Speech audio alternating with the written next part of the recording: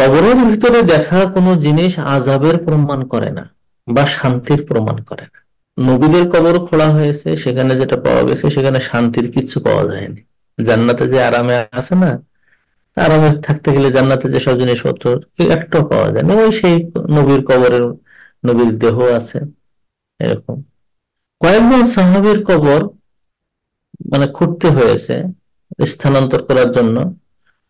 তারা যে জান্নাতের মধ্যে তারা সাহাবী মানে ইয়ে শহীদ হয়েছে।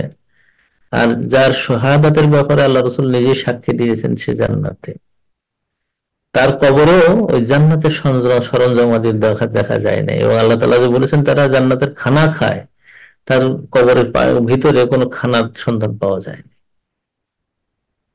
আবার পাশাপাশি এরকম কবরও দেখা গেছে যেগুলো কাফেরদের কবর, নিশ্চিত এটা কাফেরদের কবর।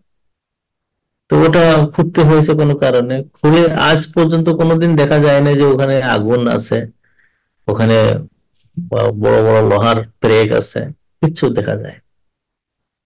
এটা এটা একাধিক এর থেকে আসছে, ইউটিউবে আমি দেখেছি, আর এগুলো আর্টিকেল আকারে দেখেছি।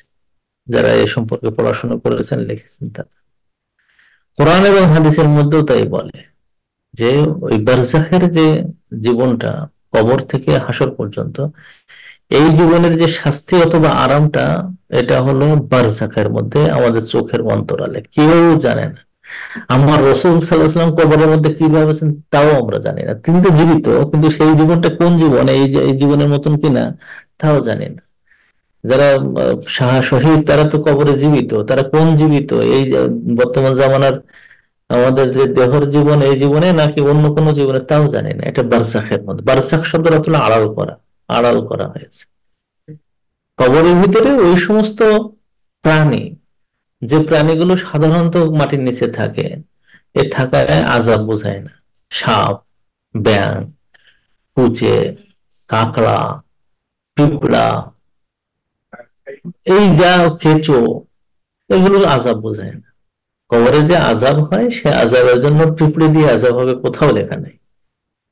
কেমন কবর খুললে সেখানে যদি যে মানে গোশতের থেকে যে পোকাগুলো তৈরি হয় গোশত খাওয়ার জন্য, বা মাটির থেকে আসে যে পোকাগুলো, যেগুলো সাধারণত আপনি যদি একটা দেহ, একটা মুরগি মরে রয়েছে যদি আপনি রাস্তায় রাখেন, তো এটা খুললে দেখবেন যে ভিতরে পোকা ভর্তি করা। এই পোকাটা আযাবের পোকা নয়। একজন ভালো লোকের দেহের মধ্যেও এই পোকা দেখতে পাবেন কবর খুললে। তার মানে এটা নয় যে ওই পোকা এসে তাকে আযাব দিচ্ছে। তাহলে কবরের ভিতরে দেখা কোনো জিনিস আযাবের প্রমাণ করে না বা শান্তির প্রমাণ করে না। বোঝা গেছে? ওই আযাব বা ওই শান্তি কেউ দেখতে পায় না। ওখানে পিঁপড়ে যাওয়াটা স্বাভাবিক, পিঁপড়ে যায়। ওখানে সাপ দেখতে পাওয়া স্বাভাবিক, সাপ যায়। এটা অসম্ভব না। কিছু কিছু ইউটিউবে, আমি একটা ইউটিউবে দেখলাম যে কবর খোঁড়ার পরে, কবর দেওয়ার পরে ওখানে শত শত সাপ আসতেছে। পরে যে শুনলাম যে এগুলো সব ফেব্রিকেটেড, বানানো, একটাও মানে সঠিক কথা না। মালয়েশিয়াতে একটা ছবি আমরা মানে ভিডিও আমরা দেখছিলাম। তো যিনি আমাকে এটা দেখাইছেন সে হলো ভিডিও বিদ, এগুলো বোঝে। তো বলে ভাইয়া আপনাকে আমি দেখাচ্ছি দেখেন। এরপরে সে আমার সামনে যখন ভিডিওটা খুলছে, খুলে ওইটাকে যখন এডিটের এতে নিয়ে আসছে, বলে দেখেন এটা সরে দিচ্ছে, বলে দেখেন ওই ওই লাশ কিন্তু শুয়ে আছে, ওখানে শাক ভালো করে। যখন আপনি এই লেয়ারটা আনতেছেন তখন সাপ এরকম করে বেড়াচ্ছে। এই জন্য ওগুলো অধিকাংশ অধিকাংশ কি, আমি একটা দেখছি, সেটা সে প্রমাণ করেছে এটা মিথ্যা, এটা বানানো, এটা বানানো হয়েছে। তো এখানে সত্যি কথা বলতে যেটা কোরআন এবং হাদিসের মধ্যে যে বারজাখের যে আযাব অথবা শান্তি, এটা হলো অদৃশ্য, এটা আমাদের চোখের মধ্যে নাই। এখানে পিঁপড়ে, এখানে সাপ আযাবের প্রমাণ বহন করে না। আপনার সেই বোনকে বলুন ভয়ের কোনো